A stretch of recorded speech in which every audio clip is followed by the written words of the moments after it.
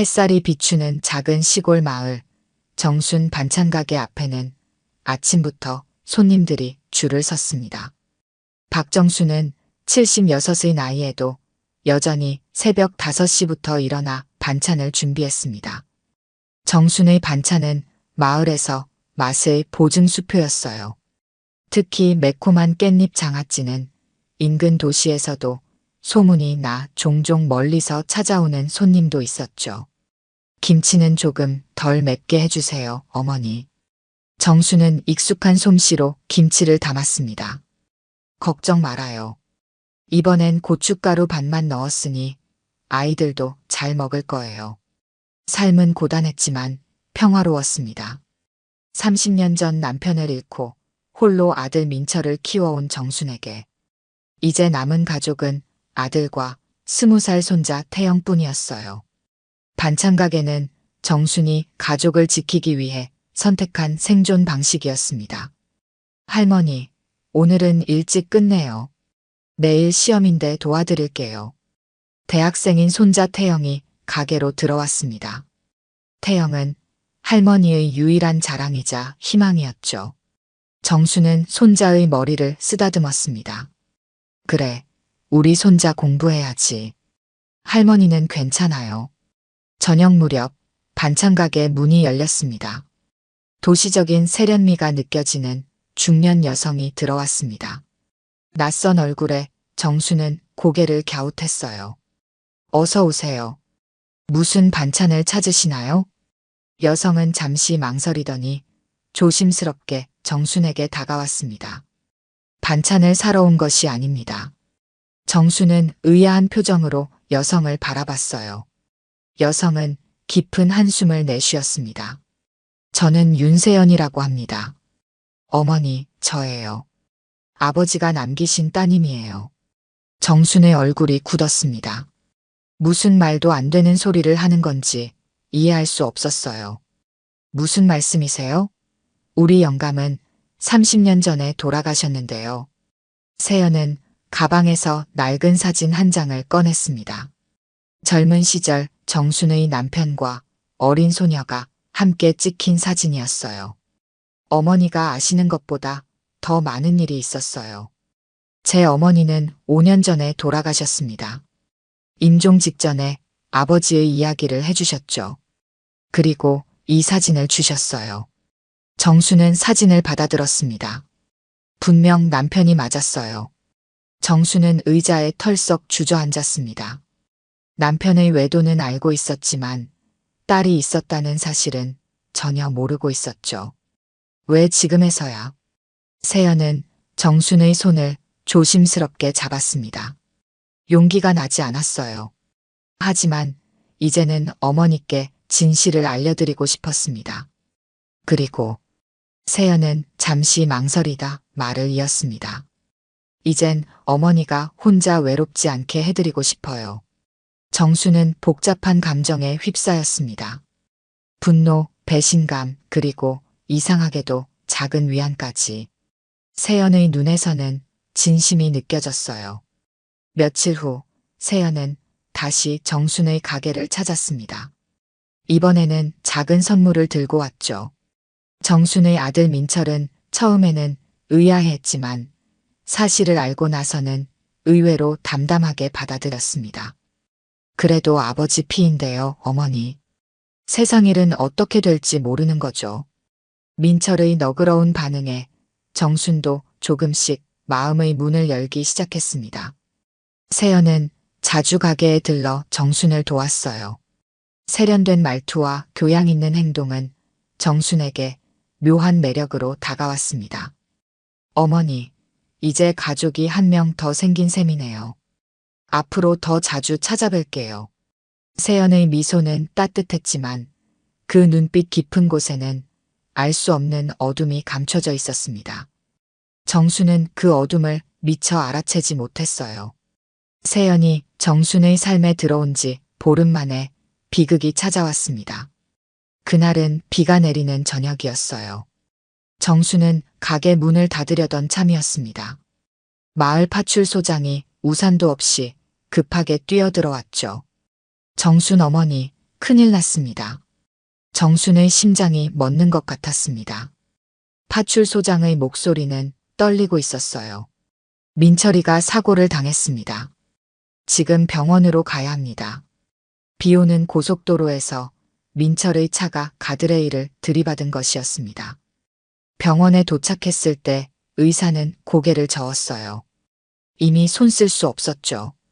브레이크 결함으로 인한 사고라고 했습니다. 어머니, 제가 있어요. 세연이 정순의 손을 잡았습니다. 정순은 아무것도 느껴지지 않았어요. 그저 아들의 차가운 얼굴만 보였습니다. 갑작스러운 상실감에 정순은 말을 잃었죠. 장례를 치르는 내내 정순은 혼란스러웠습니다. 어떻게 건강하던 아들이 갑자기 어머니, 제가 장례를 도울게요. 아버지의 아들이니 저도 가족이잖아요. 세연은 놀라울 정도로 침착했습니다. 장례 절차에 능숙했고 필요한 서류 처리도 완벽하게 해냈죠. 정수는 그런 세연에게 의지할 수밖에 없었습니다. 손자 태영은 아버지의 죽음 앞에서 말을 잃었어요. 장례를 마친 후 세연은 정순의 집에 머무르기 시작했습니다. 처음에는 일주일만 있겠다더니 어느새 한 달이 지났죠. 세연은 정순에게 끊임없이 다가왔습니다. 어머니, 제가 모시고 살게요. 이제 저희는 서로밖에 없잖아요. 정순은 반찬 가게를 계속 운영했지만 예전 같지 않았어요. 손이 떨리고 정신을 차리기 어려웠습니다. 세연은 정순의 일을 도왔고 점점 가게 운영에도 관여하기 시작했죠. 어머니, 제가 장부를 봐드릴게요. 어머니는 요리에만 집중하세요. 어느 날 태영이 갑자기 쓰러졌습니다. 학교에서 기절한 것이었어요. 병원 검사 결과 심한 스트레스성 위염이라고 했습니다. 태영은 며칠간 입원해야 했죠. 할머니, 이상해요. 아버지도 돌아가시기 전에 속이 안 좋다고 하셨어요. 태영의 말에 정수는 가슴이 철렁 내려앉았습니다. 민철도 죽기 전 며칠간 소화가 안 된다고 했었어요. 우연의 일치라고 생각하려 했지만 불안감이 엄습했습니다. 세연은 매일 태영에게 과일과 영양제를 가져갔습니다. 병문안도 빠짐없이 했죠. 우리 태영이 빨리 나아야지. 이모가 특별한 꿀차를 가져왔어. 이거 마시면 속이 금방 좋아질 거야. 어느 날 정순이 병실에 들어섰을 때 세연이 태영에게 약을 타는 모습을 보았습니다. 물병에 하얀 가루를 넣고 있었어요. 정수는 잠시 눈을 의심했습니다. 세연은 당황한 기색 없이 미소를 지었죠. 어머니, 오셨어요? 태영이 위장약을 타주고 있었어요. 의사 선생님이 처방해 주셨거든요. 정수는 고개를 끄덕였지만 마음 한구석이 불편했습니다. 그날 밤 정수는 태영의 침대 옆에 앉아 있었어요. 태영이 잠든 사이 세연이 가져온 물병을 몰래 가방에 넣었습니다. 다음 날 정수는 친구인 동네 약사에게 물병을 보여주었어요. 이거 좀 봐줄 수 있어요? 무슨 약인지 궁금해서. 약사는 검사 후 의아한 표정을 지었습니다. 이건 위장약이 아니에요. 진정제 같은데. 양이 좀 많네요. 어디서 구하셨어요? 정수는 대답하지 않았습니다. 가슴속에서 불안감이 커졌어요. 집으로 돌아오는 길, 우연히 마주친 이웃이 정순에게 말했습니다. 정순 씨, 그 여자 좀 이상해요. 어젯밤에 당신네 집 문서를 뒤지는 걸 봤어요. 정수는 걸음을 멈췄습니다. 이웃의 말에 가슴이 쿵쾅거렸어요. 무슨 말이에요? 창문으로 봤어요. 늦은 밤인데 서랍을 다 뒤지더라고요. 보험 서류 같은 것도 보고. 정수는 집으로 달려갔습니다. 세연이 없는 틈을 타 남편의 오래된 서류 가방을 열었어요. 그 안에 놓인 민철의 보험 서류, 수익자가 세연으로 변경되어 있었습니다. 날짜는 민철이 사고 나기 일주일 전이었죠. 정순의 손이 떨렸습니다. 가슴속 불안감이 확신으로 변하기 시작했어요. 정수는 밤새 잠을 이루지 못했습니다. 보험 서류의 서명이 마음에 걸렸습니다. 분명 민철의 필체가 맞았지만 어딘가 어색했어요. 마치 떨리는 손으로 쓴 것 같았죠. 새벽녘 정수는 결심했습니다.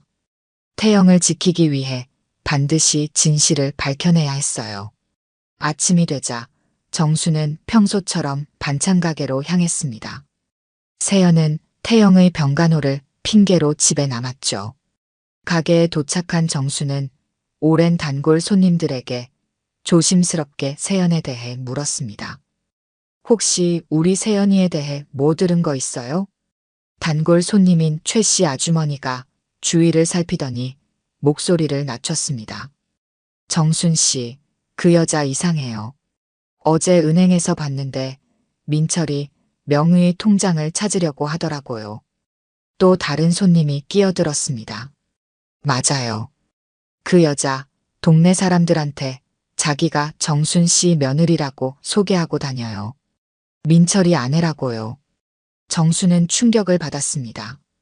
세연은 정순에게 자신이 미혼이라고 했었어요. 의심은 점점 깊어졌습니다. 점심시간 정순은 병원으로 향했습니다. 태영의 담당 의사를 만나려고 했어요. 선생님, 제 손자가 왜 갑자기 아픈 건가요? 정확한 원인이 알고 싶어요. 의사는 차트를 살펴보았습니다. 글쎄요. 위험 증상이지만 혈액 검사에서 이상한 수치가 나왔습니다. 추가 검사가 필요해요. 정수는 주저하다 물었습니다. 혹시 약물 때문일 수도 있나요? 의사의 눈썹이 올라갔습니다. 무슨 말씀이세요? 정수는 세연이 타던 약에 대해 이야기했습니다. 의사는 심각한 표정으로 고개를 끄덕였어요. 즉시 검사해 보겠습니다. 그리고 의사는 잠시 망설이다 말을 이었습니다. 환자 주변인에 대한 면회를 제한하는 게 좋겠습니다. 병원을 나오는 길, 정수는 태영의 대학 친구들을 만났습니다. 그들은 태영이 평소 자주 이야기했던 아버지의 사고에 대해 의심하고 있었어요. 할머니 태영이가 얼마 전에 아버지의 차를 점검했다고 했어요. 그런데 브레이크가 새 것이었대요. 교체한 지 일주일도 안 됐다고. 정수는 가슴이 철렁 내려앉았습니다. 민철은 항상 차량 관리에 철저했어요. 브레이크 결함으로 사고가 났다는 경찰의 말이 갑자기 의심스러워졌죠. 집으로 돌아온 정수는 세연의 방을 살펴보기로 결심했습니다. 세연이 병원에 있는 동안 조심스럽게 그녀의 가방을 뒤졌어요. 가방 안에는 여러 개의 신분증이 있었습니다. 모두 다른 이름이었지만 사진은 세연이었죠. 정수는 깊은 숨을 들이마셨습니다. 그리고 다이어리를 발견했습니다. 그 안에는 민철의 일상이 꼼꼼하게 기록되어 있었어요. 언제 출근하고 어디서 밥을 먹고 어떤 약을 먹는지까지. 마지막 페이지에는 빨간 펜으로 동그라미 친 날짜가 있었습니다. 민철이 사고를 당한 날이었죠. 정수는 다이어리를 떨리는 손으로 넘겼습니다. 그리고 충격적인 메모를 발견했어요. 대상 삼박민철. 보험 금액 5억. 계획 실행일 4월 15일. 정순의 다리에 힘이 빠졌습니다. 벽을 짚으며 주저앉았어요. 이제 모든 것이 명확해졌습니다. 세연은 정순의 딸이 아니었어요. 그저 보험금을 노리고 접근한 사기꾼이었죠. 그때 현관문이 열리는 소리가 들렸습니다. 세연이 돌아온 것이었어요. 정수는 급하게 다이어리를 원래 자리에 놓고 방에서 나왔습니다. 어머니, 집에 계셨어요? 태영이가 많이 좋아졌어요. 내일 퇴원할 수 있대요. 세연의 미소는 여전히 따뜻했습니다. 하지만 정순의 눈에는 이제 그 미소가 차갑게 보였어요. 그래, 다행이구나. 정수는 평소와 다름없이 행동하려 노력했습니다. 세연의 눈을 똑바로 보지 못했죠. 세연은 정순의 어깨를 감싸 안았습니다. 어머니, 괜찮으세요? 얼굴이 안 좋아 보여요. 정순은 억지로 미소를 지었습니다. 괜찮아요. 그저 피곤해서 그래요. 저녁 식사 후 정순은 마당에 나가 하늘을 바라봤습니다. 별이 반짝이고 있었어요. 정순은 남편과 아들을 생각했습니다. 그리고 아직 살아있는 손자 태영을 떠올렸죠. 정순의 눈에서 결연한 빛이 번쩍였습니다. 세연, 절대로 내 손자는 안 건드리게 할 거야. 정순은 오래된 전화번호부를 꺼냈습니다. 그리고 30년 전 마지막으로 연락했던 그 사람의 번호를 찾기 시작했어요. 조용재, 전직 경찰이자 정순의 첫사랑이었죠. 새벽 5시 정순은 버스터미널로 향했습니다. 처음으로 가게 문을 열지 않는 날이었어요. 마음은 무거웠지만 손자를 지키기 위해서는 반드시 도움이 필요했습니다. 버스는 2시간 후 서울에 도착했어요. 정수는 떨리는 손으로 옛 전화번호로 전화를 걸었습니다. 여보세요? 조용재 씨 맞나요? 잠시 침묵 후 깊은 목소리가 들렸습니다. 네, 맞습니다만. 누구시죠? 정순이에요. 박정순. 전화기 너머로 놀란 숨소리가 들렸습니다. 정순 씨? 30년이 넘었는데. 정순은 목이 메었습니다. 도움이 필요해요. 제발. 1시간 후 정순은 서울 변두리의 한 카페에서 조용재를 만났습니다. 65살의 조용재는 머리가 희끗희끗했지만 여전히 든든한 체격이었어요. 경찰 출신의 날카로운 눈빛은 그대로였죠. 정순 씨, 무슨 일이에요? 갑자기 연락이 와서 놀랐어요. 정순은 떨리는 목소리로 모든 것을 이야기했습니다. 세연의 등장부터 민철의 죽음, 그리고 발견한 다이어리까지. 조용재는 깊은 생각에 잠겼어요. 이것은 보험 사기일 가능성이 높습니다. 전직 경찰 직감으로도 심상치 않네요. 조용재는 노트북을 열고 무언가를 검색하기 시작했습니다. 윤세연. 이름이 윤세연이라고 했죠? 정수는 고개를 끄덕였습니다. 조용재는 계속해서 키보드를 두드렸어요. 여기 비슷한 사례가 있어요. 3년 전 김세연이라는 여성이 결혼 2달 만에 남편이 교통사고로 사망한 사건이 있었습니다. 보험금 3억을 받았죠. 정수는 숨을 들이켰습니다. 조용재는 계속해서 자료를 보여주었어요. 그리고 1년 반 전 이세연이라는 여성의 연인이 등산 중 추락사했습니다. 이것도 보험금 사건이었죠. 조용재는 심각한 표정으로 정순을 바라봤습니다. 모두 동일 인물일 가능성이 높아요. 사진을 보여주실 수 있을까요? 정순은 휴대폰에 저장된 세연의 사진을 보여주었습니다. 조용재의 눈이 커졌어요. 맞습니다. 동일 인물이에요. 이 여자는 보험금을 노리고 접근해 살인을 저지르는 연쇄 범죄자일 가능성이 높습니다. 정순은 탁자를 움켜쥐었습니다. 조용재가 정순의 손을 잡았어요. 진정하세요. 아직 손자분이 위험한 상황이니 우리는 증거를 모아야 합니다. 조용재는 전직 경찰 동료들에게 연락했습니다. 세연의 과거를 더 자세히 조사하기 시작했죠. 몇 시간 후 더 충격적인 사실이 드러났습니다. 정순 씨, 윤세연이라는 이름의 여성은 존재하지 않아요. 출생 기록이 조작되었습니다. 그리고 조용재는 잠시 망설이다 말을 이었습니다. 남편도 사고사, 연인도 사고사, 모두 그녀가 보험 수익자였어요. 정순은 얼굴을 손으로 감쌌습니다. 조용재가 정순의 어깨를 토닥였어요. 이 여자는 프로페셔널입니다. 접근 방식이 항상 같아요. 몇 개월간 접근해 신뢰를 얻고 보험에 가입시킨 후 사고로 위장한 살인을 저지르죠. 정수는 손자 태영을 생각하며 가슴이 조여들었습니다. 어떻게 해야 하죠? 경찰에 신고해야 할까요? 조용재는 고개를 저었습니다. 아직은 안 됩니다. 직접적인 증거가 부족해요. 그녀는 너무 교묘하게 범행을 저지릅니다. 우리는 현행범으로 잡아야 해요. 정순과 조용재는 계획을 세우기 시작했습니다. 조용재는 전직 경찰의 경험을 살려 꼼꼼하게 전략을 짰어요. 이 여자는 이제 손자분을 노릴 겁니다. 그가 퇴원하면 행동을 개시할 거예요. 우리는 그 전에 준비해야 합니다. 정수는 결심했습니다. 태영이 안전해질 때까지 절대 포기하지 않겠다고요. 조용재는 정순의 집으로 돌아가 몰래카메라를 설치하는 계획을 제안했습니다. 증거를 확보해야 합니다. 그녀가 약물을 타는 모습이나 범행을 계획하는 증거가 필요해요. 조용재는 노트북을 닫고 정순을 바라봤습니다. 정순 씨, 괜찮을까요? 위험한 일입니다. 제가 경찰에 신고할 수도 있어요. 정순은 고개를 저었습니다.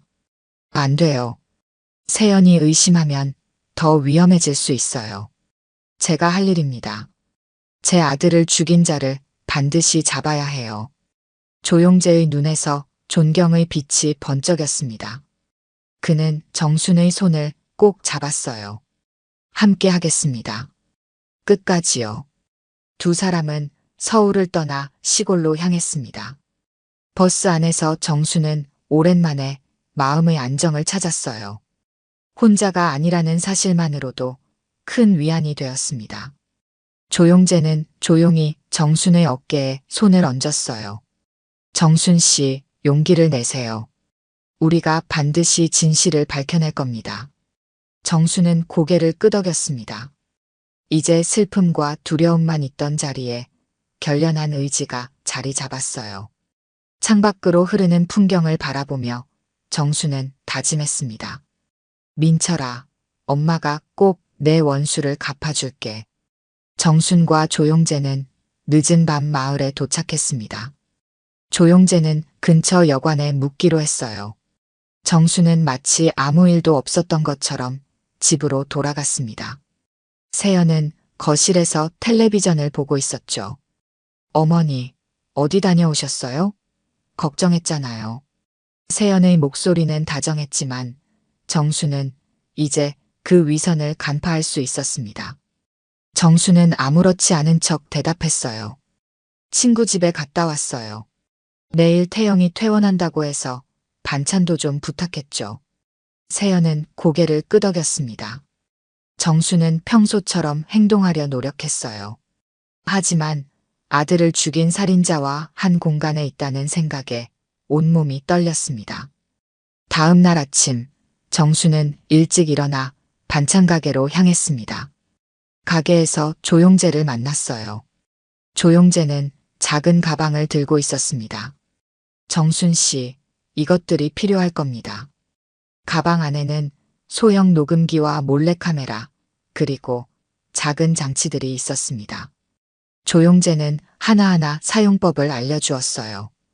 이건 옷에 달 수 있는 녹음기입니다. 이 버튼을 누르면 작동해요. 그리고 이 작은 카메라는 책장이나 화분에 숨길 수 있죠. 정수는 조심스럽게 장비들을 살폈습니다. 조용재는 진지한 표정으로 말을 이었어요. 중요한 건 증거입니다. 세연이 약물을 타는 장면이나 범행에 대해 말하는 모습을 담아야 해요. 그녀가 의심하지 않도록 자연스럽게 행동하세요. 정수는 고개를 끄덕였습니다. 오전에는 가게를 열었다가 점심시간에 서둘러 집으로 돌아왔어요. 세연은 병원에 있었습니다. 태영이 퇴원하는 날이었죠. 정수는 빠르게 움직였습니다. 부엌에 작은 카메라를 설치했습니다. 세연이 차나 음식을 준비하는 모습을 볼 수 있는 각도였어요. 거실 책장에도 카메라를 숨겼습니다. 그리고 자신의 옷 안쪽에 녹음기를 달았죠. 저녁이 되어 태영이 퇴원했습니다. 세연은 태영을 부축하며 집으로 들어왔어요. 태영아, 이제 집이야.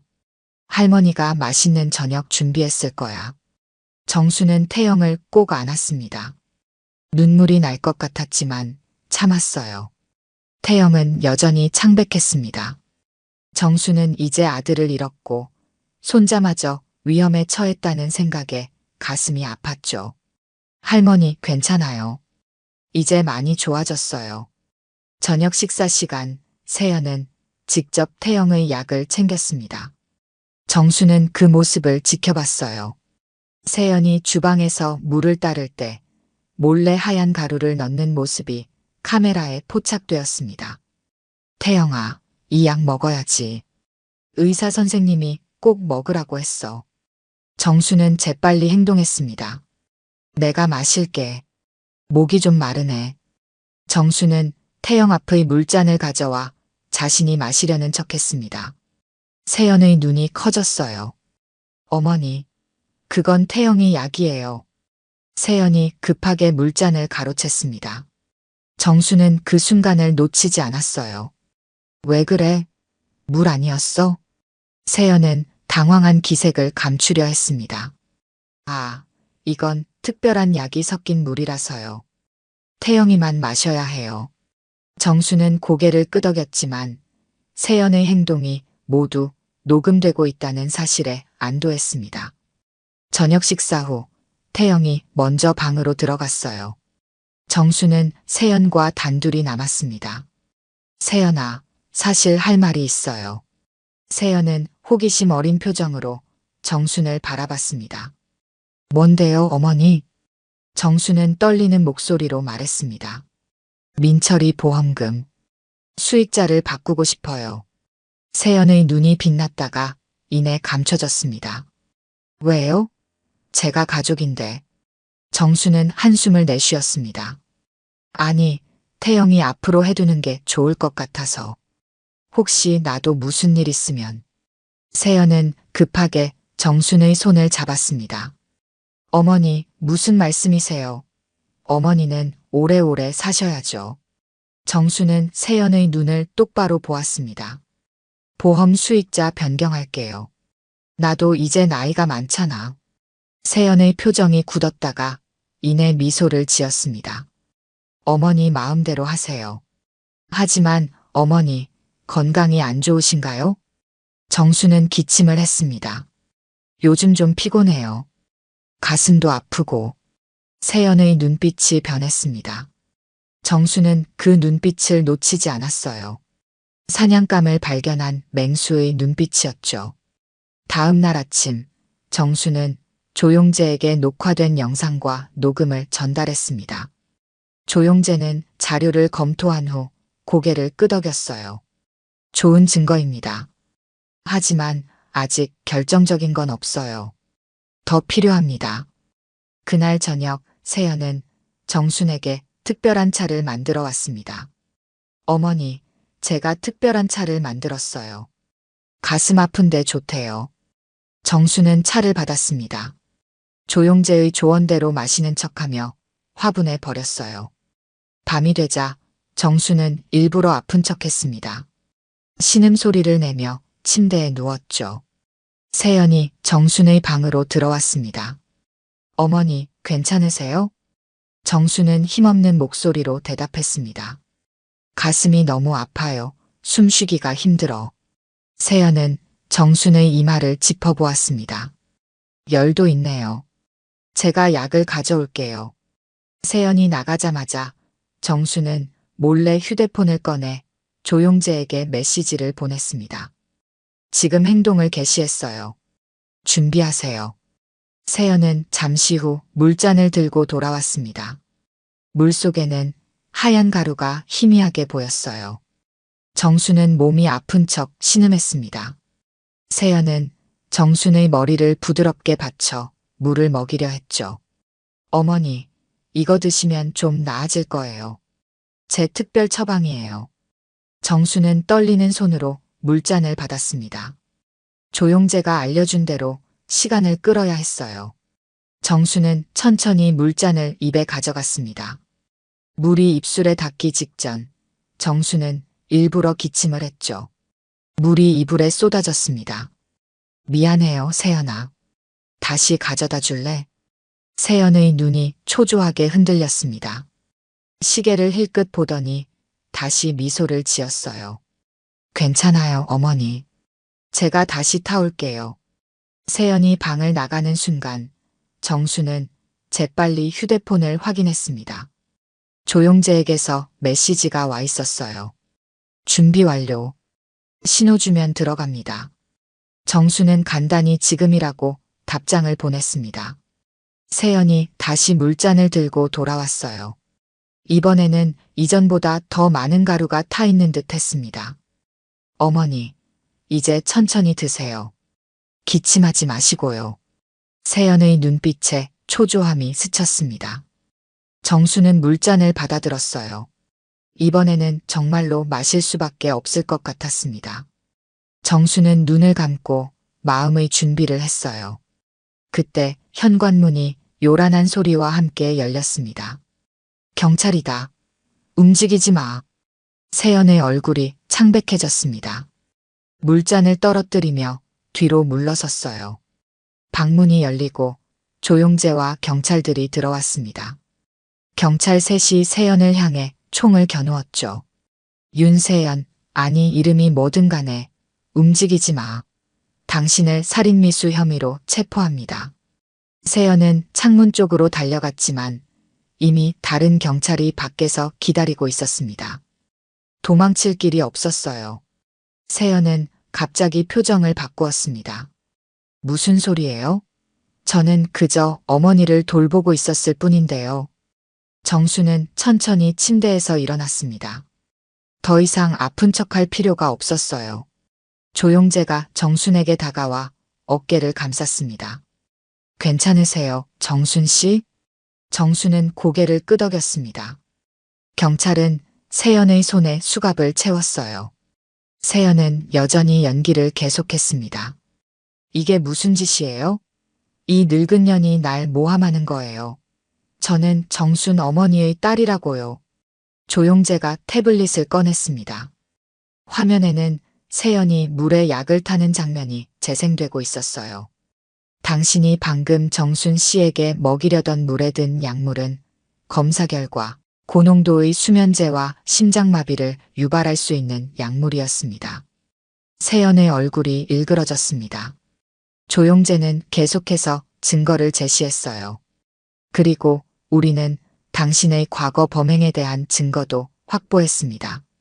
김세연, 이세연, 그리고 지금의 윤세연까지 모두 당신이죠. 세연은 마지막 발악을 했습니다. 증거가 없을 텐데 내가 왜 그런 짓을 해요? 그때 태영이 방문을 열고 들어왔습니다. 손에는 세연의 가방이 들려 있었어요. 이거면 증거가 될까요? 세연 이모 가방에서 찾았어요. 다이어리랑 여러 개의 신분증, 그리고 아버지의 사고를 계획한 메모들. 세연의 얼굴이 창백해졌습니다. 경찰은 태영에게서 증거물을 넘겨받았어요. 세연은 더 이상 빠져나갈 구멍이 없음을 깨달았습니다. 그녀의 표정이 갑자기 변했어요. 이제는 가면을 벗은 진짜 모습이었습니다. 그래, 내가 했어. 그 바보 같은 아들도 내가 죽였어. 너무 쉬웠다고. 차에 브레이크 오일을 빼고 약을 타주고. 그 멍청이는 내가 이복 동생이라고 믿었지. 정수는 충격을 받았습니다. 세연의 고백을 듣는 것은 생각보다 더 고통스러웠어요. 세연은 히스테리컬하게 웃었습니다. 이제 아들 다음은 당신 차례였어. 보험금만 받았으면 사라졌을 텐데. 경찰이 세연을 제압했습니다. 그러나 세연은 멈추지 않고 계속 소리쳤어요. 알아? 너희 아버지도 그랬다.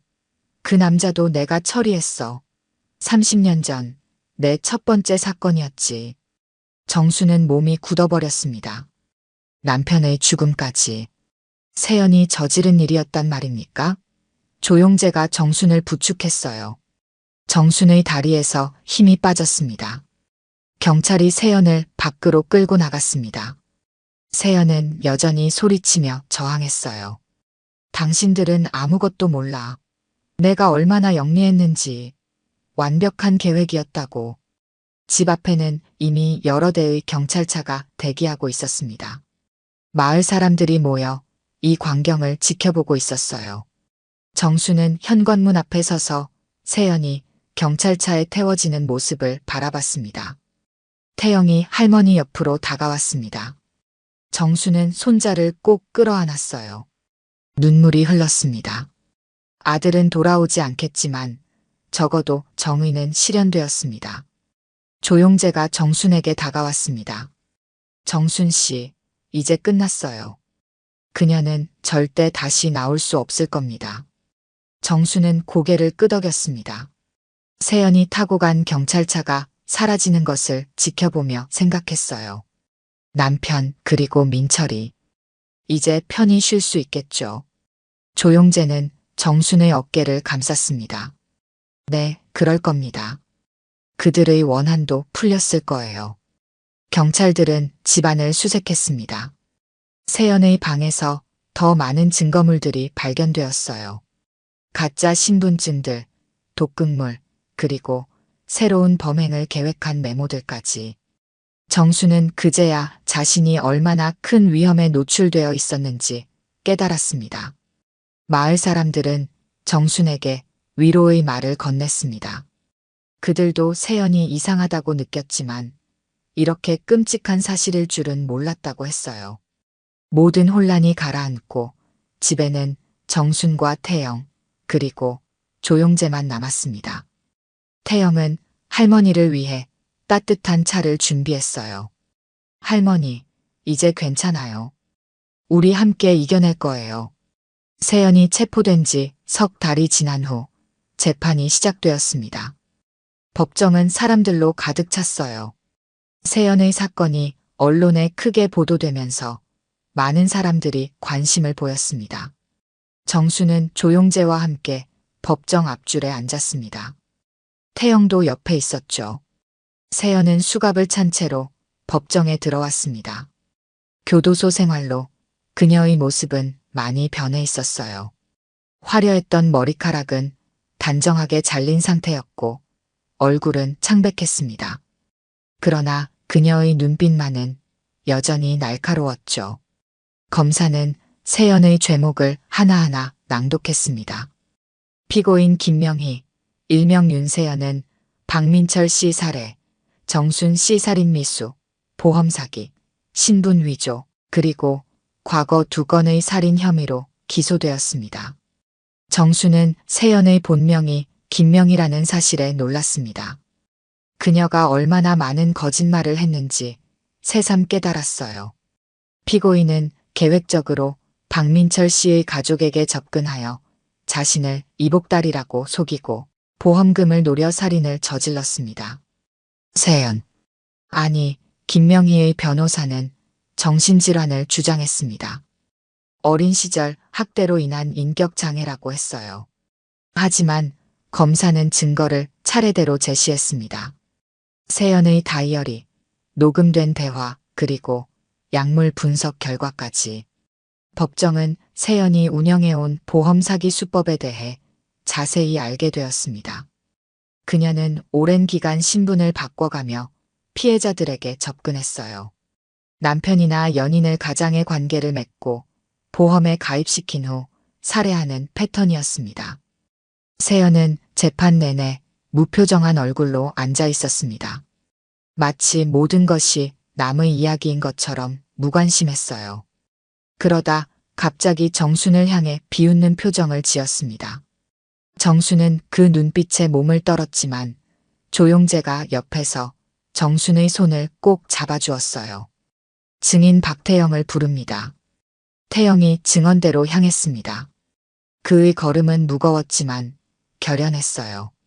태영은 선서를 한 후 검사의 질문에 답하기 시작했습니다. 아버지가 돌아가시기 전 세연. 아니, 명희가 어떻게 행동했는지 말해주시겠습니까? 태영은 깊은 숨을 들이마셨습니다. 처음에는 친절했습니다. 이모라고 불러달라며 선물도 많이 주었죠. 하지만 아버지가 돌아가신 후부터 변했어요. 제게 자주 약을 권했고 할머니와 저를 분리시키려고 했습니다. 태영은 자신이 병원에 입원했을 때의 일을 자세히 증언했습니다. 세연이 약을 타는 것을 눈치채고 마시지 않고 버렸던 일들이요. 태영의 증언은 세연의 계획적인 범행을 더욱 명확히 보여주었습니다. 검사가 마지막 질문을 던졌습니다. 태영 씨, 피고인에게 하고 싶은 말이 있습니까? 법정이 조용해졌습니다. 태영은 세연을 똑바로 바라봤어요. 아버지는 그런 사람에게 죽지 않았습니다. 가족은 돈이 아닙니다. 당신은 우리 가족이 아니었고 앞으로도 아닐 겁니다. 태영의 목소리는 떨렸지만 단호했습니다. 세연은 처음으로 표정이 흔들렸어요. 태영은 증언을 마치고 자리로 돌아왔습니다. 정수는 손자의 손을 꼭 잡았어요. 이어서 법의학 전문가들이 민철의 사망 원인에 대해 증언했습니다. 브레이크 오일이 의도적으로 빼진 흔적, 민철의 혈액에서 발견된 약물 성분까지 모든 증거는 세연의 유죄를 가리키고 있었어요. 재판은 일주일간 계속되었습니다. 그동안 세연의 과거 범행에 대한 더 많은 증거가 발견되었어요. 사망한 것으로 알려진 그녀의 첫 번째 남편의 유가족이 나타나 증언하기도 했습니다. 마지막 날 판사는 판결을 내렸습니다. 피고인 김명희는 모든 혐의에 대해 유죄가 인정됩니다. 법정은 피고인에게 무기징역을 선고합니다. 법정에는 안도의 한숨이 퍼졌습니다. 정수는 눈을 감았어요. 마침내 아들의 원한이 풀린 것 같았습니다. 세연은 표정 변화 없이 일어나 교도관들에게 끌려나갔습니다. 나가는 순간 그녀는 마지막으로 정순을 향해 돌아봤어요. 당신 남편도 이렇게 끝났었지. 세연의 말은 속삭임처럼 작았지만 정순은 분명히 들었습니다. 조용재가 정순의 어깨를 감쌌어요. 이제 끝났습니다. 정순 씨. 법정을 나오는 길 많은 기자들이 정순에게 질문을 쏟아냈습니다.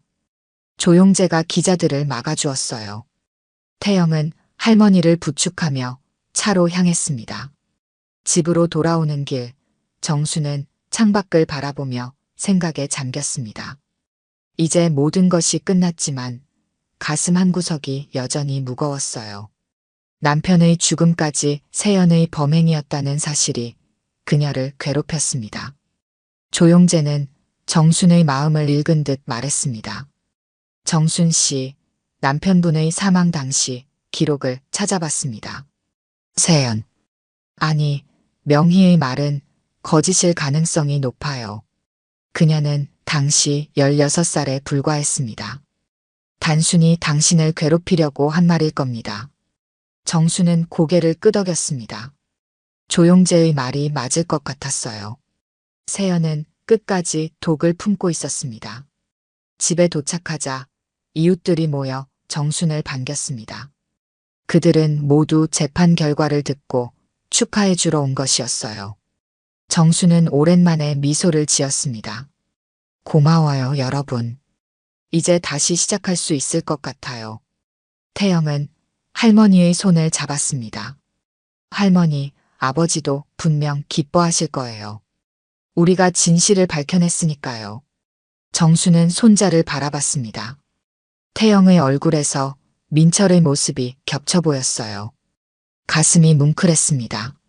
그래, 우리가 해냈구나. 재판이 끝난 지 한 달이 지났습니다.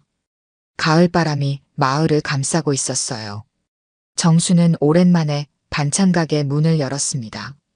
가게 앞에는 벌써 단골 손님들이 기다리고 있었죠. 정순 씨, 드디어 가게 여셨네요. 기다렸어요. 정수는 미소를 지었습니다. 고개를 끄덕이며 손님들을 맞이했어요. 이전처럼 활기차진 않았지만 적어도 다시 일상으로 돌아온 것만으로도 감사했습니다. 오늘은 김치가 정말 맛있어요. 저도 할 수 있을 것 같았는데 역시 정순 씨의 손맛을 따라갈 수가 없네요. 손님들의 칭찬에 정순은 쑥스러워했습니다. 가게 안은 금세 시끌벅적해졌어요.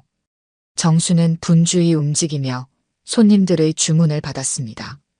오랜만에 느끼는 일상의 평온함이었죠. 오후가 되자 조용재가 가게를 찾아왔습니다. 그는 이제 주말마다 마을에 내려와 정순을 만나고 있었어요. 조용재는 정순에게 작은 화분을 건넸습니다. 정순 씨, 이거 서울에서 가져왔어요. 집 앞 텃밭에 심으면 좋을 것 같아서요. 정순은 화분을 받아들었습니다. 작은 미나리 모종이었어요. 정순의 눈가에 미소가 번졌습니다. 고마워요. 우리 텃밭에 딱 맞겠네요. 조용재는 정순의 가게를 둘러봤습니다. 벽에 걸린 민철의 사진 옆에 태영의 대학 졸업 사진이 추가되어 있었어요. 정순의 가족 사진이었죠. 태영이 잘 지내요? 정순은 고개를 끄덕였습니다. 네, 학교도 열심히 다니고 요즘은 제법 웃기도 해요. 처음에는 많이 힘들어 했는데 이제는 조금씩 나아지고 있어요. 조용재는 정순의 옆에 앉았습니다. 두 사람은 잠시 말없이 창밖을 바라봤어요. 가을 햇살이 따스했습니다. 정순 씨, 앞으로의 계획이 있으세요? 정순은 생각에 잠겼습니다. 지난 몇 달간 그녀의 삶은 완전히 뒤바뀌었어요. 아들을 잃었고 남편의 죽음에 대한 의문도 생겼습니다. 하지만 이제는 진실을 알게 되었고 앞으로 나아갈 시간이었죠. 글쎄요. 태영이가 졸업하면 작은 여행을 가보고 싶어요. 지금까지 한 번도 여행다운 여행을 못 해봤거든요. 조용재의 눈빛이 부드러워졌습니다. 좋은 생각이에요. 어디 가고 싶으세요? 정수는 미소를 지었습니다. 바다요. 민철이 아버지와 약속했었는데 평생 못 지켰어요. 이제라도 가보고 싶어요. 조용재는 정순의 손을 조심스럽게 잡았습니다. 정수는 손을 빼지 않았어요. 함께 가도 될까요? 제가 운전도 할 수 있고. 정수는 살짝 얼굴이 붉어졌습니다. 76의 나이에 이런 감정을 느끼다니 스스로도 놀라웠어요. 그럼요, 좋죠. 가게 문종이 울렸습니다. 태영이 들어왔어요. 그의 품에는 작은 강아지가 안겨 있었습니다. 할머니, 이것 좀 보세요. 정순과 조용재는 놀란 표정으로 태영을 바라봤습니다. 태영은 자랑스럽게 강아지를 내보였어요. 길에서 주웠어요. 누가 버린 것 같은데 너무 귀여워서 그냥 지나칠 수가 없었어요. 강아지는 하얀 털에 검은 반점이 있었습니다. 크기는 작았지만 활발하게 꼬리를 흔들었어요. 정수는 망설였습니다. 태영아, 강아지는 돌봐주는 게 쉽지 않아. 태영은 간절한 눈빛으로 할머니를 바라봤습니다. 제가 책임질게요. 이름도 지었어요. 몽실이라고요. 조용재가 웃음을 터뜨렸습니다. 정순도 결국 미소 지었어요. 강아지 몽실이는 태영의 품에서 뛰어나와 정순의 발치에서 낑낑거렸습니다. 정순은 조심스럽게 몽실이를 안아 올렸어요. 그래, 몽실이구나. 우리 가족이 된 걸 환영해. 태영의 얼굴에 환한 미소가 번졌습니다. 그는 가방에서 또 다른 강아지를 꺼냈어요. 이번에는 갈색 털의 강아지였습니다. 사실 2마리였어요. 이건 몽실이 동생이에요. 우리 새 가족이에요. 정수는 놀라서 입을 벌렸습니다. 조용재는 웃음을 참지 못했어요. 결국 정순도 함께 웃었습니다. 오랜만에 터져나오는 진심 어린 웃음이었죠. 그날 저녁 정순의 집 마당에는 작은 바비큐 파티가 열렸습니다. 조용재가 고기를 굽고 태영은 새로 입양한 강아지들과 놀았어요. 이웃들도 몇 명 초대되었습니다. 모두가 정순의 회복을 축하해 주었죠. 밤이 깊어지고 손님들이 돌아간 후 정순은 마당에 혼자 남아 하늘을 바라봤습니다. 별이 유난히 밝게 빛나고 있었어요. 정수는 문득 민철과 남편을 생각했습니다. 그들이 어딘가에서 자신을 지켜보고 있는 것 같았죠. 조용재가 정순의 옆에 앉았습니다. 생각이 많으신가 봐요. 정수는 고개를 끄덕였습니다. 그래요. 하지만 이제는 괜찮아요. 민철이와 남편도 이제는 편히 쉴 수 있을 것 같아요. 조용재는 따뜻한 차를 정순에게 건넸습니다. 두 사람은 말없이 밤하늘을 바라봤어요. 마당 한쪽에서는 태영이 강아지들과 놀고 있었습니다. 그 모습을 보며 정수는 중얼거렸습니다. 이제야 진짜 가족을 지킨 것 같구나. 조용재는 정순의 손을 살며시 잡았습니다. 정수는 이번에도 손을 빼지 않았어요. 가을바람이 두 사람의 머리카락을 살짝 흔들었습니다. 다음 날 아침, 정수는 일찍 일어나 텃밭으로 향했습니다. 조용재가 가져온 미나리 모종을 심기 위해서였어요. 작은 삽으로 흙을 파면서 정수는 생각했습니다. 인생은 이 작은 모종과 같아요. 아무리 큰 상처를 받아도 다시 심고 가꾸면 새롭게 자랄 수 있는 것이죠. 텃밭 일을 마치고 돌아오는 길, 정수는 마당에서 놀고 있는 강아지들과 태영을 바라봤습니다. 그리고 조용재가 아침 식사를 준비하는 모습도 보였어요. 정순의 입가에 따뜻한 미소가 번졌습니다. 오늘도 좋은 하루가 될 것 같구나. 오늘 들려드린 이야기가 여러분의 마음에 작은 울림이 되었기를 바랍니다. 이야기가 좋으셨다면 좋아요와 구독 부탁드려요. 다음 사연을 들려드리는데 큰 힘이 된답니다. 그리고 여러분의 이야기도 댓글로 들려주세요. 다음 이야기 때 또 뵙겠습니다. 지하철역에서 걸어서 10분, 낡은 연립주택 단지의 반지하 방에서 정만수는 쓸쓸히 생을 마감했습니다. 이웃의 신고로 도착한 경찰은 문을 열자마자 숨이 턱 막히는 냄새에 얼굴을 찌푸렸습니다. 겨울이 아니었다면 더 오래 방치되었을지도 모를 일이었죠. 사망 추정 시점은 3일 전인 것 같습니다. 의료진의 간단한 검시가 끝나고 경찰은 신원 확인을 위해 방 안을 수색했습니다. 낡은 옷장 안에는 오래된 신분증과 함께 누렇게 변색된 수형 증명서가 보관되어 있었어요. 박경위는 이를 살펴보며 중얼거렸습니다. 정만수 80세. 전과 기록 있네요. 이제는 퇴색되어 읽기 어려운 종이에는 30년도 더 된 날짜와 함께 폭행, 상해 등의 죄목이 적혀 있었습니다. 하지만 그것보다 박경위의 시선을 더 끈 것은 벽장 깊숙이 정리되어 있던 3권의 스크랩북이었죠. 이게 뭐지?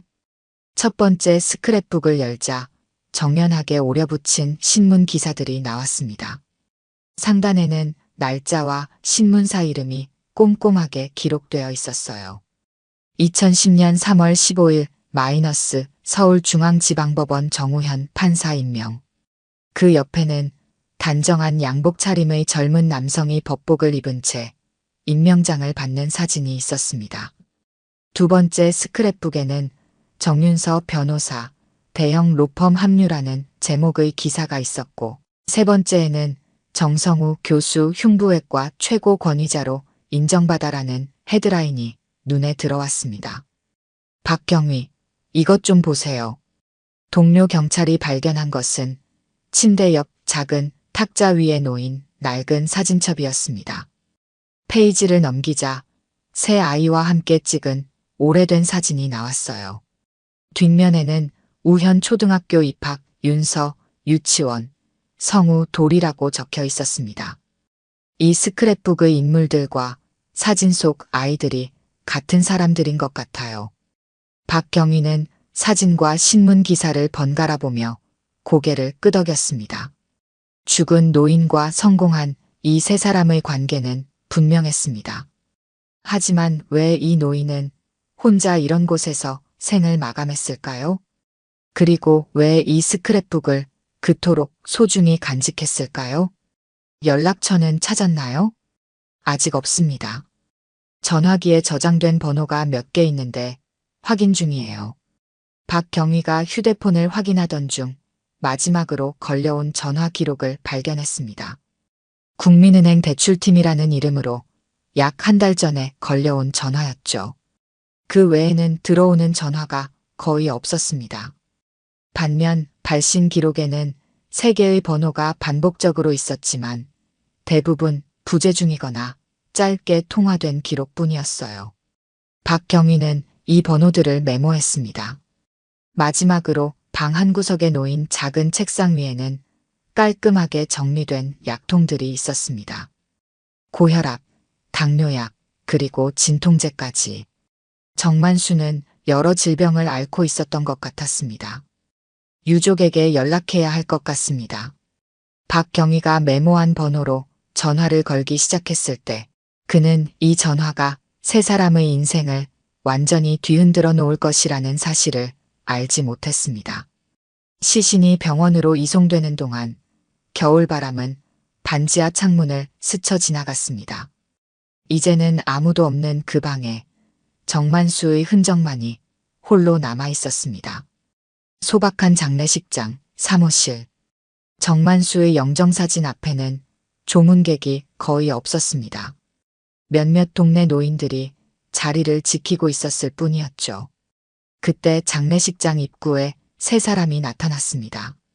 가장 먼저 들어선 사람은 키가 큰 남성이었습니다. 정우현 서울고등법원 부장판사였습니다. 완벽하게 다림질된 검은색 정장과 단정하게 빗어넘긴 머리카락이 그의 엄격한 성격을 드러내는 듯했어요. 그의 뒤로는 날카로운 눈매의 여성이 들어섰습니다. 정윤서, 전직 검사 출신의 유명 변호사였죠. 그리고 마지막으로 들어온 남성은 다른 둘보다 조금 어려 보였습니다. 정성우, 서울대학병원 흉부외과 교수였어요. 세 사람은 영정 앞에 서서 묵묵히 절을 올렸습니다. 그들의 표정은 무겁고 어색했습니다. 슬픔이라기보다는 당혹감이 더 컸을지도 모릅니다. 아버님 모습이 많이 변하셨네요. 정우현이 먼저 입을 열었습니다. 마지막으로 본 게 언제였지? 정윤서가 물었습니다. 내 기억으로는 10년도 더 된 것 같아. 정성우가 대답했습니다. 세 남매는 서로 눈을 마주치지 못한 채 영정사진만 바라보았습니다. 그들 사이에 흐르는 무거운 침묵은 오랜 세월 쌓인 복잡한 감정을 대변하고 있었습니다. 장례식장 한쪽에서 속삭이는 소리가 들렸습니다. 저 사람들이 진짜 정만수 씨 자식들이라고요? 맞아요. 큰아들은 판사고 딸은 변호사, 막내는 의사라고 하더라고요. 그런 대단한 자식들이 있었는데 왜 노인네가 혼자 저렇게 고독사했을까요? 소문은 빠르게 퍼져나갔습니다. 전과자 노인의 장례식에 판사, 변호사, 의사가 나타났다는 사실은 장례식장의 작은 화제가 되었습니다. 정우현은 이런 시선들을 느꼈지만 표정 하나 바꾸지 않았습니다. 판사로서 그는 늘 타인의 시선과 판단에 노출되어 있었기에 이런 상황에 익숙했습니다. 장례 절차는 제가 다 챙겼습니다. 장례 지도사가 다가와 정중히 말했습니다. 고인의 유품은 저쪽에 정리해 두었습니다. 정윤서가 먼저 유품 상자로 다가갔습니다. 그녀는 변호사로서의 냉철함으로 상황을 직시하려 했습니다.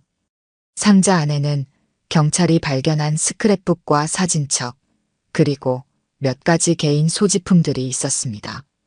이게 뭐지? 정윤서가 스크랩북을 꺼내 펼쳤습니다. 그녀의 얼굴이 순간 굳어졌습니다. 이거 나 관련된 기사들이야. 정우현과 정성우도 다가와 각자의 이름이 적힌 스크랩북을 확인했습니다. 정성우의 눈가가 붉어졌습니다. 아버지가 이걸 모으고 계셨다니. 정성우의 목소리가 살짝 떨렸습니다. 경찰에 따르면 고인은 별다른 유언을 남기지 않으셨고 장례 비용도 통장에 남아있던 얼마 안 되는 돈이 전부라고 합니다. 장례 지도사가 말했습니다. 그리고 이웃분들에 따르면 고인은 최근 몇 년간 거의 혼자 지내셨다고 합니다. 이 말을 듣던 정우현의 턱이 경직되었습니다. 그는 자신이 매달 보내던 생활비를 떠올렸습니다. 분명 충분한 금액이었을 텐데 아버지는 왜 그렇게 초라한 곳에서 살았을까요? 죄송합니다만 장례식 이후 절차에 대해 의논드려야 할 것이 있습니다. 장례 지도사가 말을 이었습니다. 화장하겠습니다. 정우현이 단호하게 말했습니다. 그리고 유골은 제가 모시겠습니다. 정윤서와 정성우는 아무 말도 하지 않았습니다. 그들은 오랫동안 아버지와의 관계를 정리했다고 생각했지만 이 순간 그들의 마음속에는 복잡한 감정이 일어나고 있었습니다. 장례식은 내일 오전에 마무리하겠습니다. 정우현이 말했습니다. 장례식장을 나서는 세 남매의 뒷모습은 어딘지 모르게 무거워 보였습니다. 그들은 사회적으로 성공했지만 지금 이 순간만큼은 그 누구도 부러워할 수 없는 무게를 짊어지고 있었습니다. 장례식 절차를 마친 세 남매는 근처 카페로 자리를 옮겼습니다. 어색한 침묵이 테이블을 감쌌습니다. 마지막으로 셋이 이렇게 마주 앉은 게 언제였는지 기억도 나지 않았습니다. 날씨가 쌀쌀하네. 정성우가 어색한 침묵을 깨려고 했습니다. 정우현은 그저 커피잔만 바라보았습니다. 그의 마음속에는 오래전 기억들이 물밀듯 밀려왔습니다. 생각나니? 아버지가 술 마시고 들어와서 우리 때리던 날들. 갑자기 정우현이 입을 열었습니다. 너희는 어렸으니까 잘 모를 수도 있지만 나는 다 기억해. 정윤서는 잠시 눈을 감았습니다. 기억 안 날 리가 있겠어?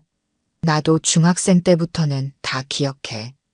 엄마가 병원에 실려가던 날도. 정성우는 머그잔을 꽉 쥐었습니다. 나는 초등학교 3학년 때 아버지가 구치소에 가신 것만 기억나. 그때부터 학교에서 전과자 아들이라고 놀림받았어.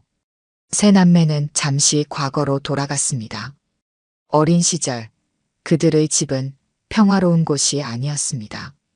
아버지 정만수는 술만 마시면 폭력적으로 변했고 어머니와 아이들은 그 희생양이 되곤 했습니다.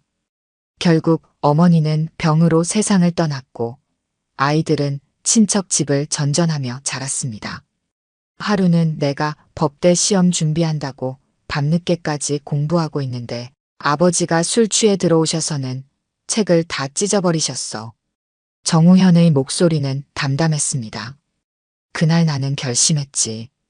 절대 이런 사람이 되지 않겠다고. 정윤서도 고개를 끄덕였습니다. 나도 그래서 법조인이 됐어. 약자를 지키는 사람이 되고 싶었으니까. 정성우의 손이 떨렸습니다. 나는 의사가 된 이유가 엄마를 살리지 못했다는 죄책감 때문이었어. 더 일찍 병원에 갔다면 살릴 수 있었을 텐데. 세 사람은 각자의 방식으로 상처받은 어린 시절을 극복하며 성공의 길을 걸어왔습니다. 그러나 그 과정에서 그들은 의도적으로 아버지를 자신들의 삶에서 지워왔습니다. 난 판사가 되고 나서 공식적으로 이름을 바꿨어. 정우현이 말했습니다. 정만수의 아들이라는 사실이 알려지면 내 판결에 영향을 줄까봐 두려웠거든. 정윤서는 쓴웃음을 지었습니다. 나도 검사 임용될 때 가족관계를 최대한 숨겼어. 배경조사에서 아버지 전과 기록이 나오면 불이익을 받을까봐. 정성우는 손으로 얼굴을 감쌌습니다.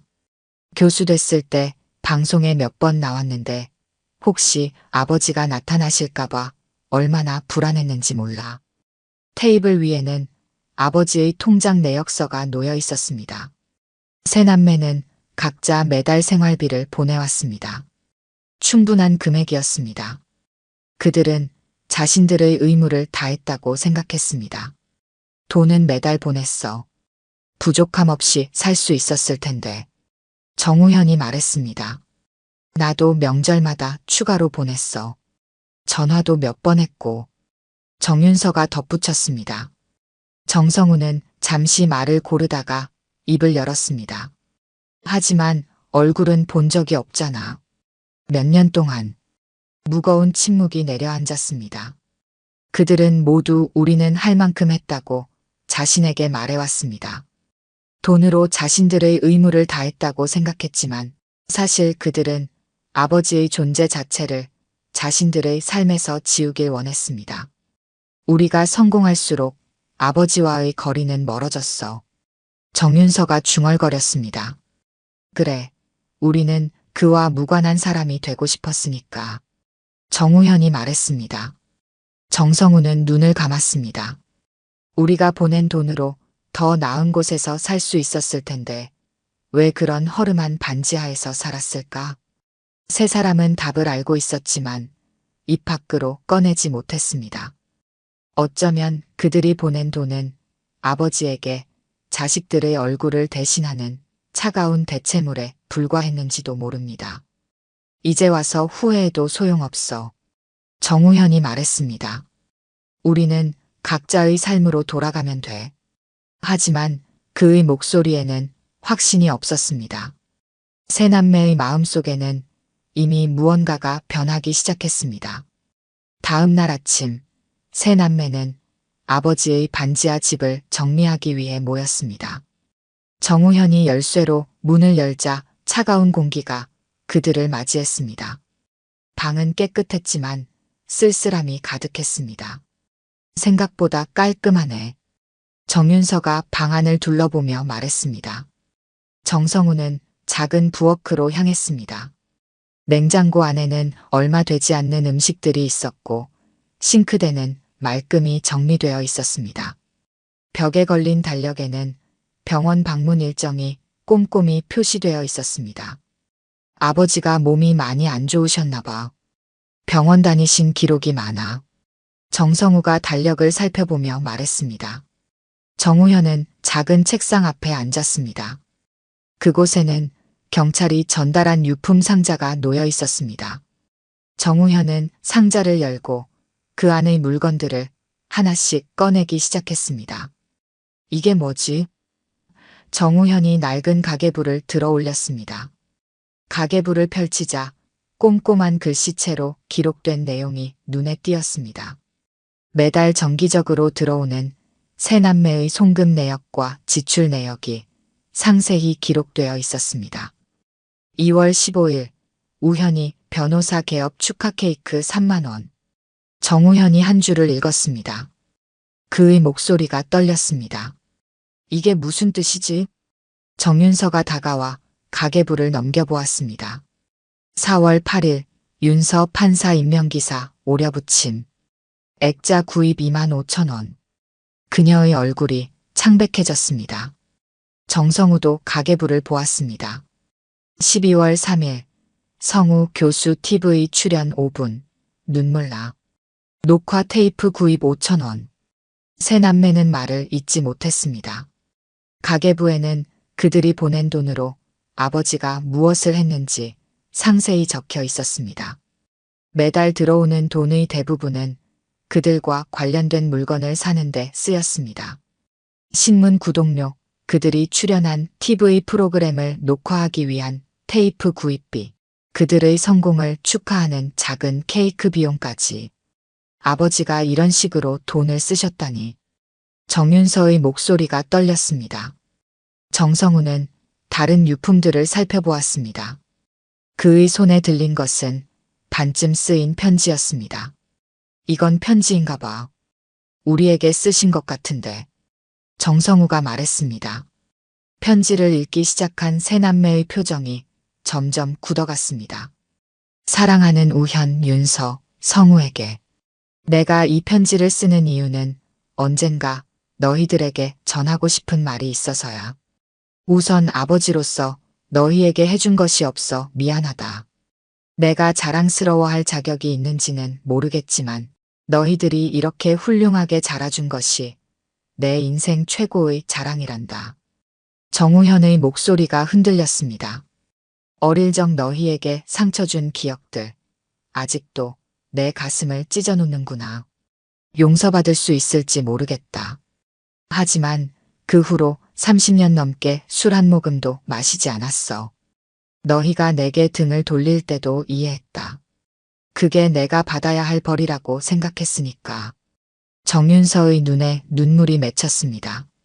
나는 너희 인생에서 지워진 이름이지만 너희는 내 생의 전부였다. 마지막 문장을 읽은 정성우의 목소리가 끊어졌습니다. 방 안에 침묵이 내려앉았습니다. 그들이 아버지에 대해 알고 있던 모든 것이 흔들리고 있었습니다.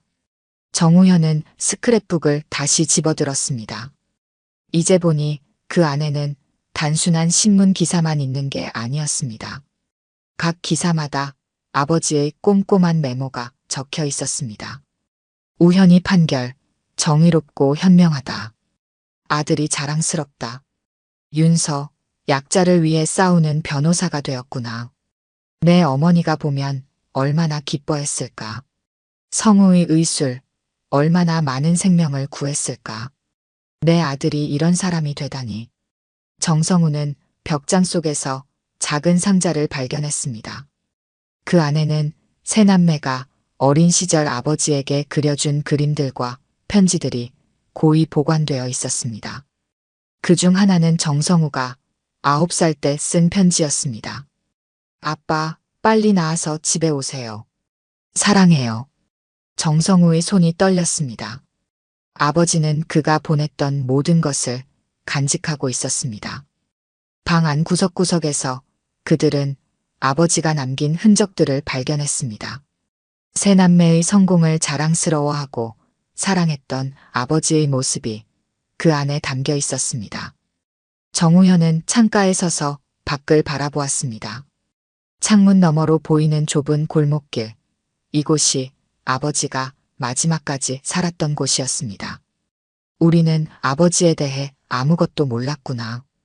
정우현이 중얼거렸습니다. 세 남매의 마음속에는 아버지의 진짜 모습을 알지 못했다는, 그리고 이제는 너무 늦었다는 깊은 후회가 자리 잡기 시작했습니다. 아버지의 장례식이 끝나고 며칠이 지났습니다. 정우현은 휴가를 내고 아버지의 집을 정리하는 일을 계속했습니다. 그는 재판장으로서 수많은 사건을 다루며 감정을 억누르는데 익숙했지만 아버지의 유품을 정리하는 일은 그의 단단한 방어막을 조금씩 허물고 있었습니다. 그날 오후 누군가 문을 두드렸습니다. 문을 열자 작은 체구의 노인이 서 있었습니다. 혹시 정만수 씨 아들이신가요? 네, 그렇습니다. 저는 옆 동네에 사는 김복래라고 합니다. 만수 씨와는 20년 넘게 알고 지냈어요. 정우현은 김복래 할머니를 방 안으로 초대했습니다. 할머니는 방 안을 둘러보며 쓸쓸한 미소를 지었습니다. 만수 씨가 갑자기 가셔서 장례식에도 못 갔네요. 옛날 허리 다쳐서 멀리 못 가거든요. 정우현은 차를 내오며 물었습니다. 아버지와 어떻게 알게 되셨나요? 노인정에서 만났죠. 만수 씨가 나이 드신 분들 도시락 봉사 오셨거든요. 정우현의 눈이 커졌습니다. 봉사요? 그럼요. 30년 넘게 매주 오셨어요. 술은 한 방울도 안 드시고 그냥 봉사만 하셨지. 정우현의 손에서 찻잔이 흔들렸습니다.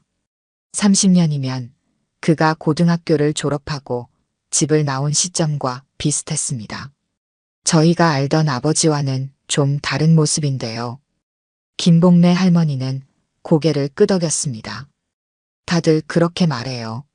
만수 씨가 젊었을 때는 성격이 난폭했다고. 하지만 제가 알던 30년 동안은 정말 다정하고 온화한 분이셨어요. 정윤서와 정성우도 할머니의 이야기를 듣기 위해 불려왔습니다. 세 남매는 김복래 할머니의 말에 충격을 받았습니다. 아버지가 정말 그렇게 변하셨다고요? 정윤서가 물었습니다. 네, 만수 씨는 항상 말씀하셨어요. 내가 젊었을 때 큰 실수를 했는데 이젠 그걸 갚아나가는 중이라고요. 정성우는 아버지의 달력을 다시 살펴보았습니다. 거기엔 병원 방문 날짜뿐만 아니라 노인정 봉사, 복지관 배식 도움이라는 메모도 빼곡했습니다. 아버지가 아프셨다면서요? 정성우가 물었습니다. 김복래 할머니는 한숨을 쉬었습니다. 작년부터 많이 안 좋으셨어요. 폐가 안 좋다고 하셨죠. 병원에도 몇 번 가셨는데 애들한테 폐될까봐 그냥 집에 돌아오셨다고 하셨어요. 정성우의 얼굴이 창백해졌습니다. 그는 흉부외과 의사였습니다. 아버지의 병을 알았더라면 도울 수 있었을 텐데. 그런 분이셨단 말인가요? 정윤서의 목소리가 떨렸습니다. 만수 씨는 여러분 자랑을 정말 많이 하셨어요. 우리 아들은 판사가 됐다. 우리 딸은 변호사다. 막내는 의사다. 계속 그 말씀만 하셨지. 정우현이 궁금했습니다. 그런데 왜 이런 허름한 곳에서 사셨을까요? 저희가 매달 돈을 보냈는데. 김복래 할머니는 미소 지었습니다. 만수 씨가 그러셨어요. 자식들이 보내주는 돈은 대부분 기부하신다고. 내가 쓸 것은 얼마 안 된다. 나보다 더 어려운 사람들이 많다고 하셨죠. 세 남매는 놀라움을 감추지 못했습니다. 그들이 보낸 돈으로 아버지는 봉사활동을 하고 기부를 했다는 사실이 믿기지 않았습니다. 제가 알기론 만수 씨가 재작년에 큰 수술을 받으셨어요. 그때 자식분들께 연락하고 싶다고 하셨는데 결국 포기하셨죠. 애들한테 부담 주기 싫다고. 정성우의 눈에 눈물이 맺혔습니다. 그가 TV에 출연했던 때가 바로 그 즈음이었습니다. 아버지는 아들이 의사로 성공한 모습을 보며 자신의 병을 혼자 견뎌냈던 것입니다. 아버지 장례식 때 노인정 사람들이 많이 오지 못했네요. 다들 거동이 불편해서요. 만수 씨가 돌아가셨다는 소식에 다들 많이 슬퍼했어요. 김복래 할머니는 작은 봉투를 내밀었습니다. 이건 만수 씨가 돌아가시기 몇 달 전에 저에게 맡기신 거예요. 혹시 내가 갑자기 가게 되면 아이들에게 전해달라고 하셨죠. 봉투 안에는 3장의 편지가 들어 있었습니다. 각각 정우현, 정윤서, 정성우의 이름이 적혀 있었습니다. 아버지는 항상 여러분을 자랑스러워 하셨어요. 그리고 여러분이 자신을 부끄러워한다는 걸 이해하셨죠. 내가 젊었을 때 저지른 실수 때문에 아이들이 고생했으니 그들이 나를 미워해도 당연하다고 하셨어요. 김복래 할머니가 자리에서 일어났습니다. 이제 가봐야겠네요. 만수 씨는 참 좋은 분이셨어요. 여러분의 아버지가 진짜 어떤 분이었는지 알게 되어 다행이에요. 할머니가 떠난 후 세 남매는 아버지의 편지를 읽기 시작했습니다. 그들의 가슴 속에는 미처 알지 못했던 아버지의 참모습에 대한 깊은 후회와 복잡한 감정이 일어나고 있었습니다. 아버지의 편지를 읽고 난 세 남매는 각자의 방식으로 충격을 받았습니다. 정우현은 자신의 차 안에 홀로 앉아 아버지의 편지를 다시 한번 펼쳐 읽었습니다. 사랑하는 우현에게. 내가 이 편지를 읽는다면 나는 이미 세상을 떠났을 것이다. 먼저 말하고 싶은 것은 내가 자랑스럽다는 것이다. 판사가 된 너를 보며 내 가슴은 자부심으로 가득 찼다. 어릴 적 내가 준 상처들 정말 미안하구나. 용서받을 자격이 없다는 것을 안다. 하지만 너에게 알려주고 싶다. 내가 집을 떠난 후 나는 완전히 변했다. 술을 끊었고 분노를 다스리는 법을 배웠다. 그리고 내가 과거에 저지른 잘못을 조금이라도 갚기 위해 봉사활동을 시작했다. 내가 판사가 되어 정의를 실현하는 모습을 지켜보며 나도 조금씩 구원받는 기분이었다. 내가 나를 부끄러워한다는 것을 알고 있다. 이해한다. 그래도 내가 알아주었으면 한다. 아버지는 변했다는 것을, 그리고 항상 너를 사랑했다는 것을. 정우현의 손이 떨렸습니다.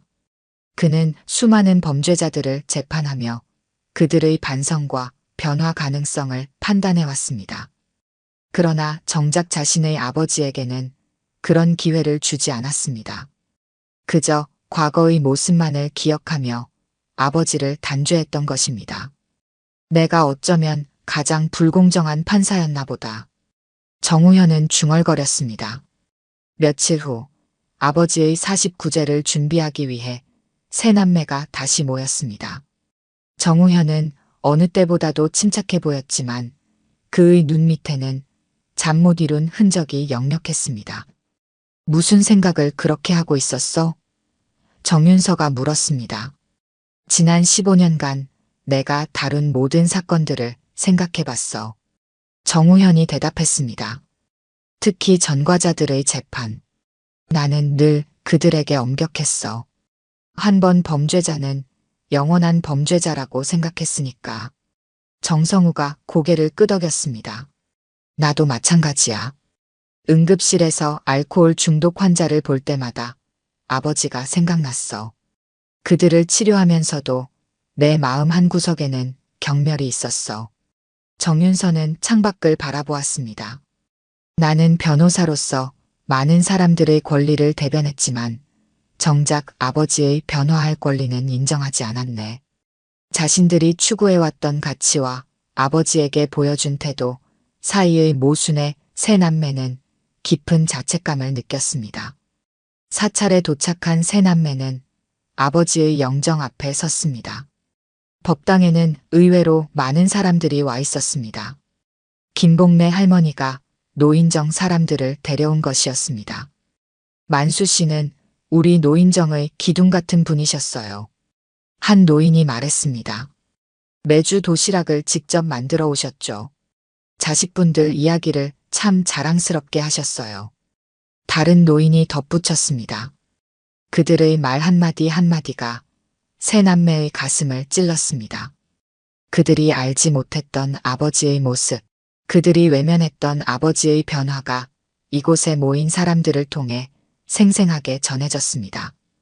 법회가 시작되기 전 정우현이 갑자기 자리에서 일어났습니다. 그는 아버지의 영정 앞으로 걸어가 무릎을 꿇었습니다. 법당에 있던 모든 사람들이 놀란 눈으로 그를 바라보았습니다. 아버지.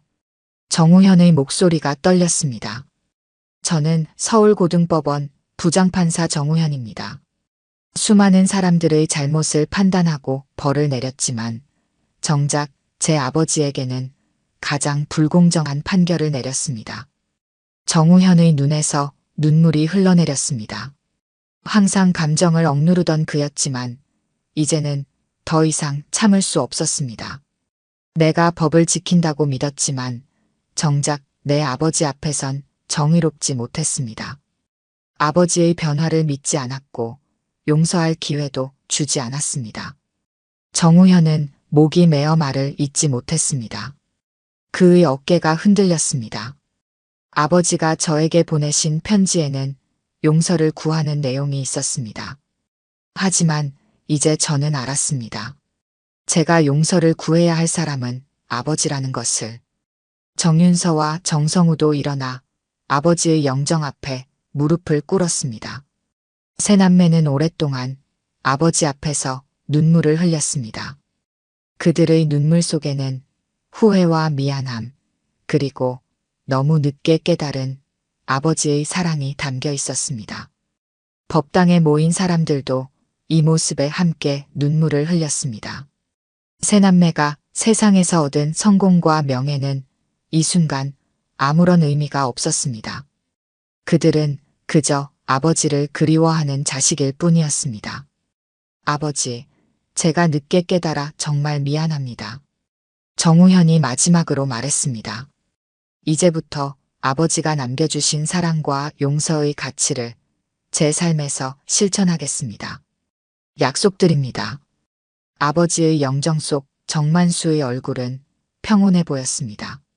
마치 오랫동안 기다려온 자식들의 용서와 이해를 드디어 받았다는 듯이 아버지의 49제가 끝난 후 세 남매는 아버지의 유골함을 들고 한적한 산자락으로 향했습니다. 그들은 아버지가 생전에 좋아했던 장소를 찾았습니다. 김복래 할머니의 말에 따르면 정만수는 이곳의 전망을 좋아했다고 합니다. 아버지가 여기 자주 오셨대요. 저 멀리 서울 전경이 보이는 이 자리에서 우리를 생각하셨다고 해요. 정성우가 말했습니다. 세 남매는 준비해온 작은 돗자리를 펴고 그 위에 아버지의 유골함을 조심스럽게 올려놓았습니다. 산 아래로는 서울의 전경이 한눈에 들어왔습니다. 그들이 각자의 성공을 이룬 도시였죠. 이런 곳에서 우리를 바라보셨구나. 정윤서의 목소리가 작게 떨렸습니다. 정우현은 준비해온 편지를 꺼내들었습니다. 아버지 영전의 마지막으로 우리 마음을 전하고 싶어서 각자 편지를 준비했어. 세 남매는 아버지의 유골함 앞에 무릎을 꿇고 앉았습니다.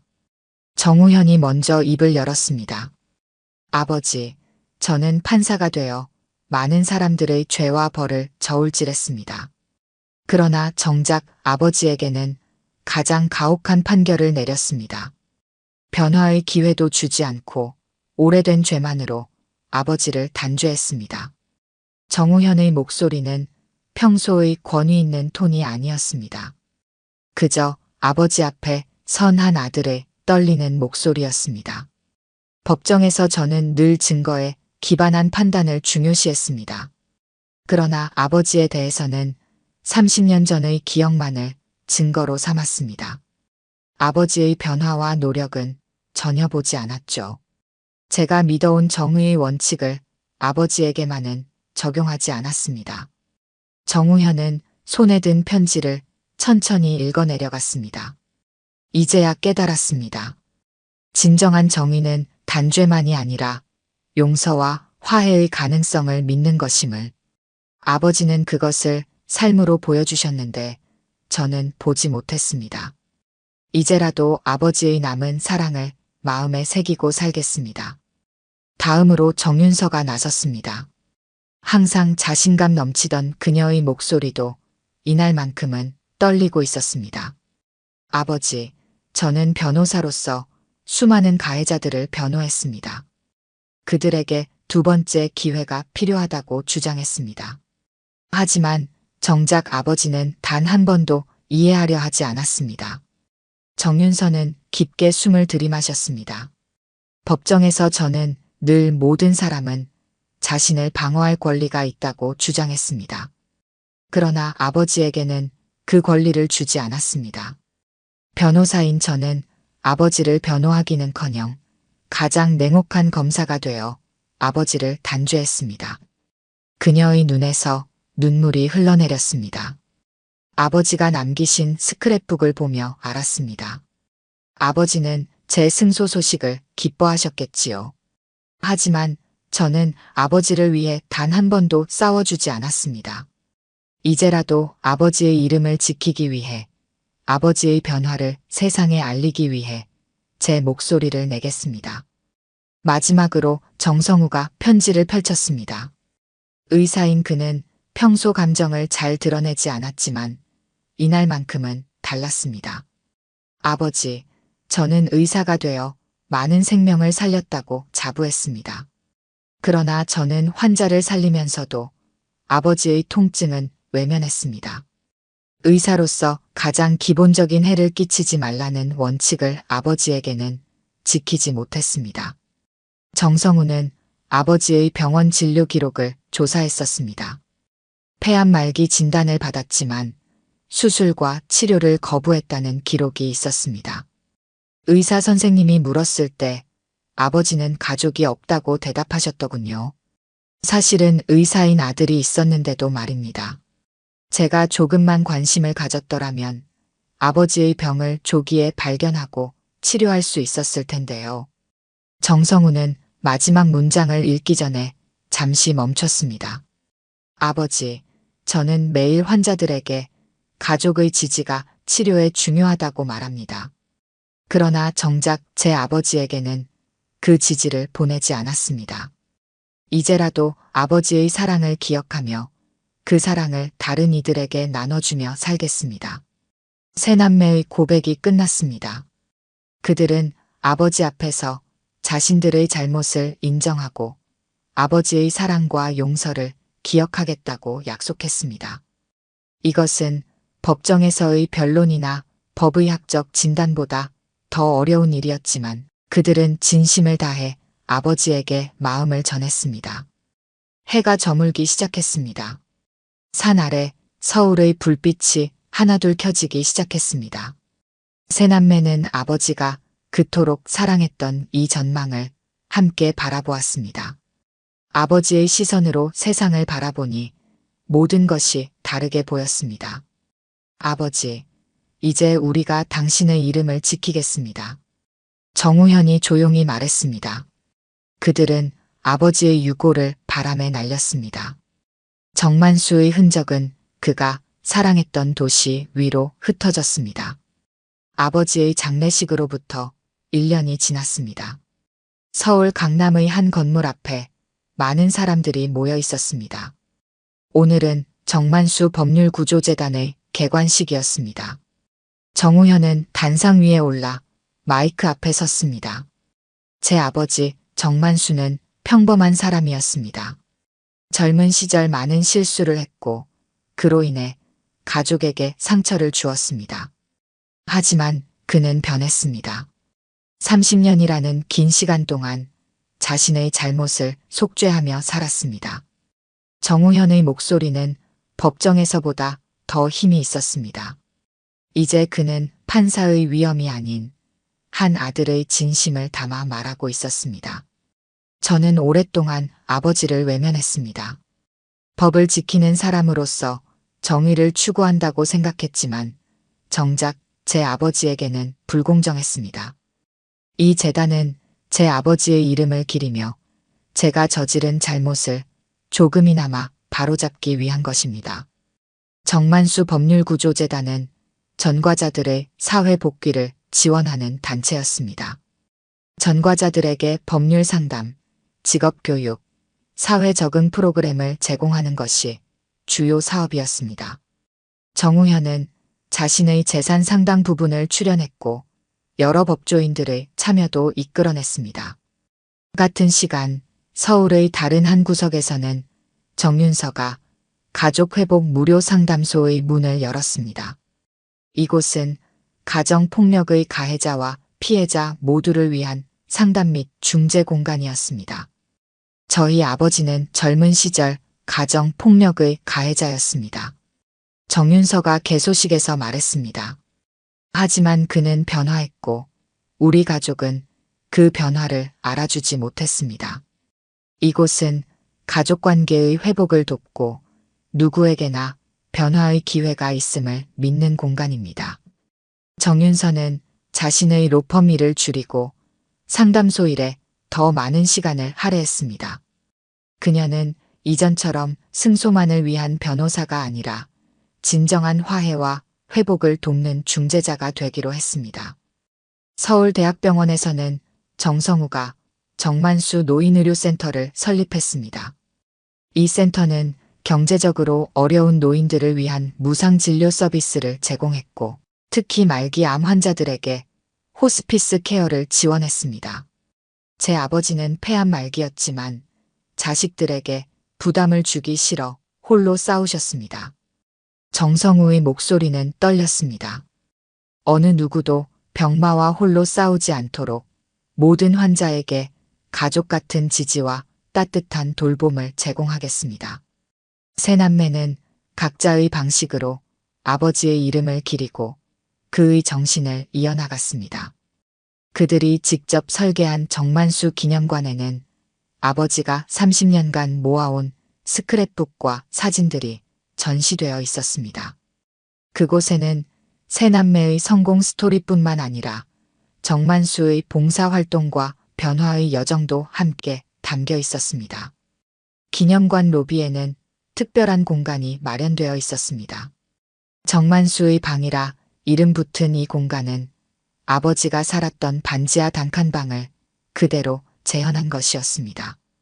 방 안에는 아버지가 사용하던 소박한 가구들과 세 자녀의 사진, 그리고 스크랩북이 놓여 있었습니다.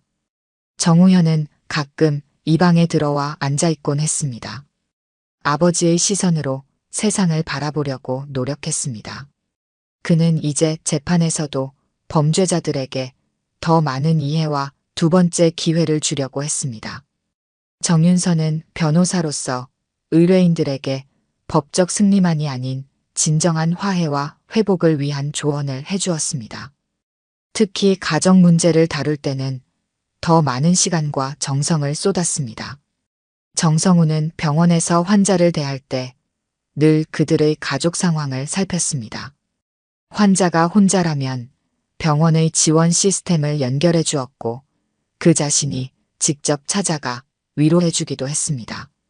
세 남매는 매년 아버지의 기일에 함께 모였습니다. 처음에는 아버지의 묘소를 찾았지만 그들은 점차 아버지가 봉사하던 노인정과 복지관을 방문하기 시작했습니다. 그곳에서 그들은 아버지의 진정한 모습을 더 많이 발견할 수 있었습니다. 우리 만수 씨가 살아계셨다면 얼마나 자랑스러워 하셨을까. 김복래 할머니가 말했습니다. 자식들이 이렇게 훌륭한 일을 하고 있으니.